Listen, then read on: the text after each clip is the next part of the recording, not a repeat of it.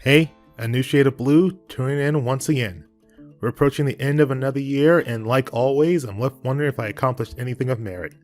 Nothing life-changing has occurred, but that has its upsides. I still don't have a job in the industry, but all my needs are met, which allows me to pursue these personal projects that mean so much to me. I got to see my short film screen for an audience at a film festival.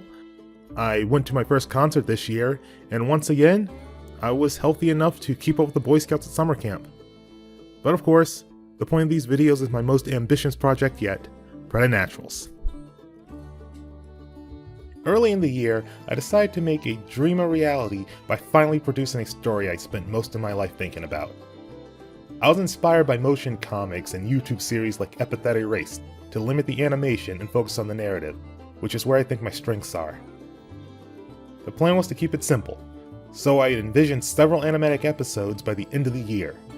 Clearly, that didn't happen. Part of the reason may have been scope creep.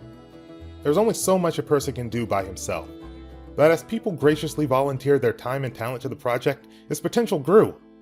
But as the sole character rigger and writer, I struggled to keep up. I gave myself a time frame so I'd be forced to release whatever I had, but 5 episodes by New Year's became 1, which became whenever it's done.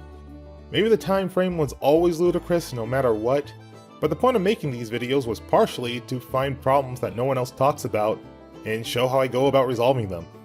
So the solution I offer to a self-imposed time limit that you don't think you can make? Just drop the time limit and do your work without the added stress. With that in mind, let me tell you something about rigging and harmony that I've always struggled with and never knew why until now. So remember the last time I was trying to readjust the pivots on my character rig?